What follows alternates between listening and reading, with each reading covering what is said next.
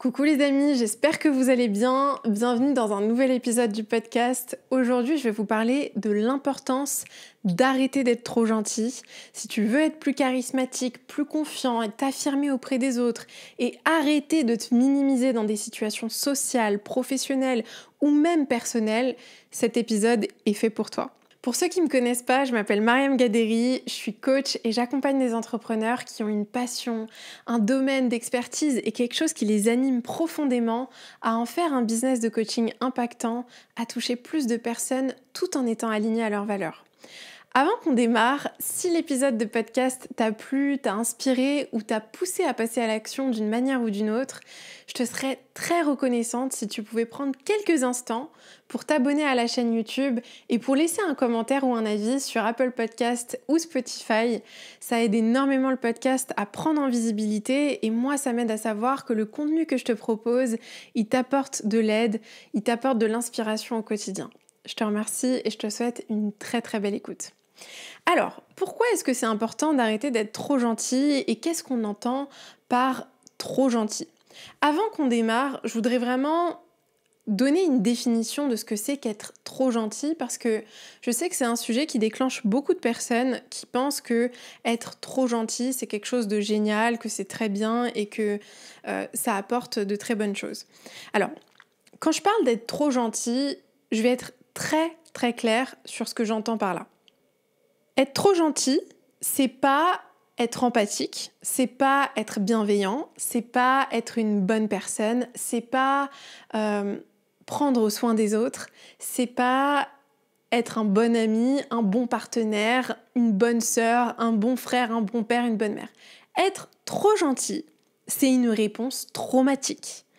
Pourquoi c'est une réponse traumatique ? Parce que c'est une compulsion à vouloir à tout prix être agréable pour les autres. C'est-à-dire que tu as tellement internalisé la croyance que si tu es inconfortable pour les autres, si tu prends de la place, si tu priorises tes besoins, si tu penses à toi, si tu dis non aux autres, alors tu seras en danger, alors on va te rejeter, alors tu ne seras pas aimé. Et donc tu as créé ce mécanisme inconscient pour te protéger de faire face à des situations de rejet, d'abandon, d'humiliation, ou peu importe le type de situation que tu aurais pu vivre dans le passé. Ce mécanisme, il t'a permis de t'éviter de faire face à ce danger-là à nouveau. Donc, qu'est-ce que tu fais en grandissant ? T'apprends à être très agréable pour tout le monde, à dire oui à tout, à vraiment mettre tout le monde très confortable au prix de ton confort à toi, au prix de ce qui est juste pour toi, au prix de ce que toi tu ressens et de ce dont toi tu as besoin. Et ce qui va se passer, c'est que petit à petit, tu vas construire du ressentiment envers les autres et envers toi-même avant tout, parce que tu vas arriver à ce stade où tu vas réaliser que tu fais beaucoup les choses pour plaire aux autres sans vraiment te plaire à toi-même. Donc être trop gentil, c'est pas être empathique, c'est pas penser aux autres, prendre soin des autres, être une bonne personne. Être trop gentil, c'est vraiment un mécanisme de survie qu'on a développé quand on a été face à des situations où on a internalisé la croyance que c'était dangereux pour nous de penser à nous, de se prioriser.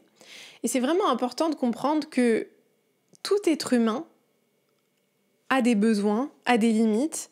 Tout être humain a envie de dire oui et envie de dire non à d'autres moments, dans d'autres contextes. Personne au monde a tout le temps envie de dire oui. Personne n'a tout le temps les ressources pour aider les autres. Personne n'est tout le temps en mesure d'être présent pour les autres. Ça n'existe pas. D'accord ? C'est vraiment quelque chose d'important à comprendre et à accepter parce que très souvent on est dans ce truc de se dire bah non, moi j'accepte pas, je veux absolument être là pour tout le monde. Bah non, tu peux pas être là pour tout le monde et c'est complètement normal. Ça veut dire que t'es un être humain, t'es pas un robot. Et d'ailleurs, même si on prend l'exemple des robots, il n'y a aucun robot aujourd'hui qui est en mesure de fonctionner H24, d'avoir tout le temps les ressources pour servir les humains. Ça n'existe pas. Alors pourquoi est-ce que toi, tu t'imagines que tu vas être en mesure de tout le temps servir les autres, de tout le temps dire oui aux autres, de tout le temps être serviable, confortable, agréable pour tout le monde ? Un ordinateur a besoin d'être rechargé pour pouvoir fonctionner. Et pourtant, c'est une machine. Et toi qui es un être humain, tu penses que tu n'as pas besoin de recharger tes batteries, tu penses que t'as la capacité surhumaine d'être tout le temps agréable et de dire oui à tout le monde. Donc, c'est vraiment important de comprendre que être trop gentil, ce n'est pas un signe de bonté intérieure, c'est simplement un mécanisme de survie. Et quand je dis ça, il n'y a aucun jugement. Moi, j'ai souffert du syndrome de la personne agréable pratiquement toute ma vie. J'en sors à peine et encore, il faut encore que je continue à faire ce travail-là. Parce que moi, j'étais la personne qui avait besoin compulsivement de plaire à tout le monde, d'être agréable pour tout le monde. T'as un problème, je vais le résoudre. T'as un problème, je vais te sauver. Surtout, te dérange pas. Ah non, ne me rends pas service, j'ai pas besoin d'aide, je veux causer d'inconfort à personne. Et moi, j'étais la reine de ça pendant des années. Et ce que je veux que tu comprennes là-dessus, c'est vachement important de t'observer et d'observer cette compulsion que tu as à aller tout le temps dire oui, tout le temps écraser tes besoins, les mettre de côté. Parce qu'en fait, ce qui se passe souvent, c'est qu'on ne le fait pas vraiment pour les autres. On le fait avant tout parce que c'est inconfortable pour nous de confronter ce non qu'on aimerait réellement dire à l'autre. Et donc, je voudrais vraiment que tu comprennes que tu peux être une bonne personne, tu peux être une personne empathique, tu peux être très sensible, très aimant, très bon envers les autres et en même temps avoir envie de dire non et en même temps avoir envie d'envoyer les gens bouler et en même temps avoir envie d'être seul et en même temps avoir besoin de mettre des limites dans tes relations. Ça ne fait pas de toi une mauvaise personne. Ce qui est nocif, c'est de confondre gentillesse et bienveillance. La gentillesse excessive, ce n'est pas de la bienveillance.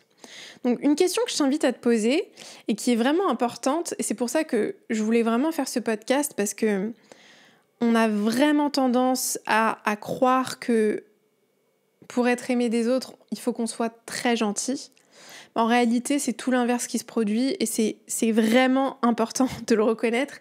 Il y a beaucoup de gens qui ne seront pas d'accord avec ça, mais je peux te garantir que si tu observes bien les situations dans lesquelles tu as souffert ou dans lesquelles tu t'es senti abusé, c'est souvent des situations où tu as voulu être trop gentil, arranger tout le monde au détriment de toi, ce qui t'arrangeait. Et donc en fait, ce qui se passe quand tu es trop gentil, c'est que les gens, malheureusement ou heureusement, vont percevoir cet excès de gentillesse comme une faille. Et c'est une réelle faille, et ça c'est quelque chose que je tiens à dire ouvertement.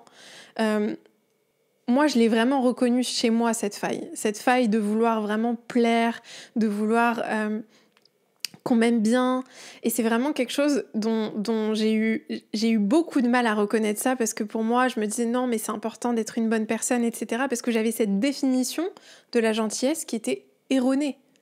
Donc, quand tu es trop gentil, tu montres aux autres à quel point tu as besoin de leur validation.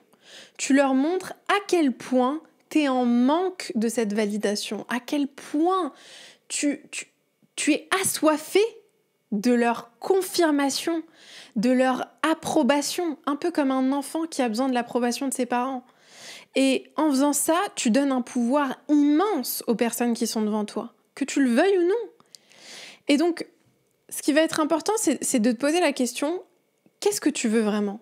Est-ce que tu veux être apprécié des gens ? Ou est-ce que tu veux être respecté des gens ? Et attention, quand je te pose cette question, moi c'est une question que je me pose en permanence et la réponse c'est sans cesse, je veux être respecté. Ça ne veut pas dire qu'on va de l'autre côté. Donc tu vois, si c'était un spectre, si t'avais un spectre devant toi, être trop gentil, c'est vraiment dans l'extrême opposé du spectre. Être trop dur, trop sec, trop méchant, c'est l'extrême opposé. Et ce qui se passe souvent, c'est que les gens trop gentils vont avoir tendance à un moment donné à exploser, à aller de l'autre côté du spectre et à subir les conséquences de l'autre côté. Parce que dans les deux extrêmes, il y a des conséquences très douloureuses. Donc le but, c'est d'arriver à un centre, à un équilibre interne où tu sens que d'un côté, t'es fidèle à tes valeurs, que t'es fidèle à ton empathie, à l'amour que t'as en toi, l'amour que t'as pour les autres, et en même temps que t'es fidèle avant tout à ta propre personne, à tes besoins, à tes ressources, à tes capacités, et que tu fais cette danse entre les deux qui te permet d'être dans ton centre. Donc c'est vraiment important de te poser sans cesse cette question. Puis tu vas voir que quand on parle d'être trop gentil, il y a vraiment 3 catégories de personnes qui vont te dire non mais qu'est-ce que tu racontes? C'est important d'être gentil, c'est important d'être hyper gentil avec les gens. En fait, la première catégorie de personnes, c'est ceux qui comprennent pas ce que c'est exactement qu'être trop gentil. Ils ont une définition d'être trop gentil qui n'est pas la vraie définition, en tout cas qui n'est pas ma définition. Ils voient l'excès de gentillesse, de politesse comme une forme d'empathie, de bienveillance, ce qui n'est pas le cas du tout, ok ? Tu peux être empathique, tu peux être bienveillant, et pas forcément être dans l'excès de gentillesse, l'excès de politesse. Ensuite, la deuxième catégorie, c'est ceux qui bénéficient de ta gentillesse excessive, parce que ça les arrange. Ça les arrange que tu veuilles les arranger. Ça les met dans une position très confortable. Et puis, la troisième catégorie de personnes, c'est ceux qui sont déclenchés parce que tu leur tiens un miroir et qu'ils n'ont pas envie de remettre en question leur propre excès de gentillesse. Ils ont du mal à se remettre en question. Et ça, c'est vraiment les 3 catégories de personnes qui vont te dire, qui vont essayer de te convaincre de rester trop gentil. Donc, si tu veux changer l'image que tu renvoies aux autres, il va falloir que tu, petit à petit, dans ton comportement et dans ce que tu renvoies aux autres et dans ce que tu te renvoies à toi, tu apprennes à te détacher de ce besoin de validation excessive. C'est un peu, tu vois, l'excès de gentillesse, il vient un peu de ce truc à l'intérieur de nous où c'est comme si on n'avait pas mangé depuis des semaines et qu'on était face à des personnes qui pouvaient nous donner à manger. On est tellement assoiffé, on a tellement faim, on est tellement affamé qu'on est prêt à tout pour plaire aux autres. Et en fait, c'est vraiment ce que je ressens, moi, en tout cas personnellement, c'est ce que j'ai beaucoup ressenti dans l'excès de gentillesse, c'était je suis en danger, j'ai peur, j'ai besoin que tu me valides, j'ai besoin que tu me confirmes. Et donc, si tu veux renvoyer une image plus charismatique, plus confiante et vraiment commencer à t'imposer dans tes relations et à t'affirmer, il va falloir que tu renvoies une image différente. Et comment tu vas faire ça ? Il va falloir que tu fasses un inventaire de qu'est-ce que je renvoie comme image aux autres ? Que ce soit dans mon langage verbal ou non verbal, qu'est-ce que je renvoie comme image aux autres ? Est-ce que je m'excuse tout le temps, de manière excessive ? Excès de politesse. Est-ce que je dis merci tout le temps ? Ça aussi, c'est vraiment un signe énorme de besoin de validation. Quand on dit merci tout le temps, merci, qu'est-ce que ça montre ? Ça montre qu'on est mal à l'aise parce que quelqu'un a fait quelque chose pour nous. Qu'est-ce que ça montre qu'on soit mal à l'aise que cette personne ait fait quelque chose pour nous ? Ça montre qu'on ne se pense pas méritant et digne de ce que cette personne a fait. Donc ça, c'est un point important. Le 3e point, c'est comment est-ce que tu te positionnes ? C'est quoi ta posture ? Est-ce que tu regardes les gens droit dans les yeux ? Est-ce que tu as les épaules ouvertes ? Est-ce que tu te tiens droit ? Est-ce que tu es sans cesse en train d'essayer de te cacher, de te minimiser dans ta posture ? Ou est-ce que tu adoptes des postures de puissance ? Amy Cuddy, c'est une américaine, une chercheuse, je crois qu'elle est chercheuse à Harvard. Elle en parle magnifiquement bien. Elle a fait tout un TED Talk là-dessus, sur Power Poses. Elle dit que c'est extraordinaire à quel point notre posture influence notre état d'être à l'intérieur et ce qu'on renvoie aux autres. Et ça, moi, c'est quelque chose que j'ai expérimenté, mais en direct, quand je me faisais harceler à l'école, je renvoyais cette image aux autres de « tu peux tout faire, tu peux tout te permettre avec moi, je vais rester là ». Et quand j'ai commencé à changer mon langage corporel, ça a été une des transformations les plus puissantes que j'ai entamées dans ma vie. Ensuite, qu'est-ce que tu dis ? Comment est-ce que tu te positionnes ? Est-ce que tu as tendance à beaucoup hocher la tête, beaucoup hocher la tête, beaucoup valider les autres ? Quand on valide énormément les autres, on montre aux autres qu'on a besoin qu'ils nous valident aussi. C'est aussi simple que ça. Donc, je voudrais vraiment que tu prennes le temps de réfléchir à ça et de te rappeler que c'est OK d'être inconfortable pour les gens. C'est OK de pas tout le temps sourire, de pas tout le temps dire merci, de pas tout le temps s'excuser.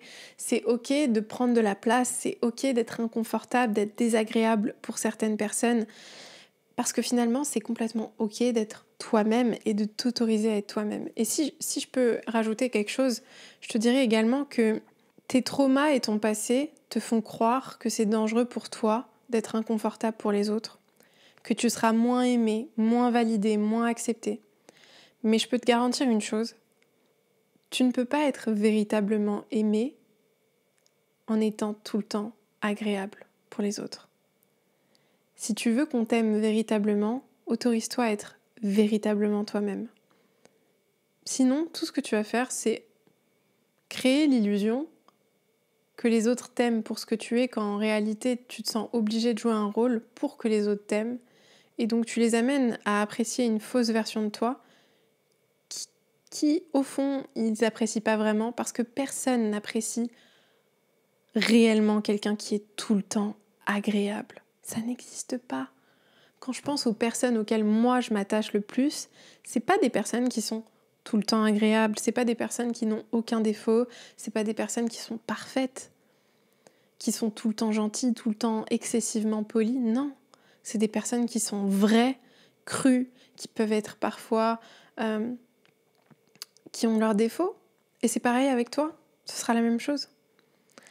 Donc voilà, j'espère que ce podcast t'a plu. Si tu veux recevoir mes conseils directement dans ta boîte mail chaque lundi matin pour bien démarrer ta semaine, je te mets le lien de ma newsletter juste en dessous. Elle est 100% gratuite. Et chaque lundi, je t'envoie un mail rempli de valeurs, de conseils. C'est gratuit. J'espère que ce podcast t'a plu et on se retrouve très très vite. Je t'envoie plein d'amour.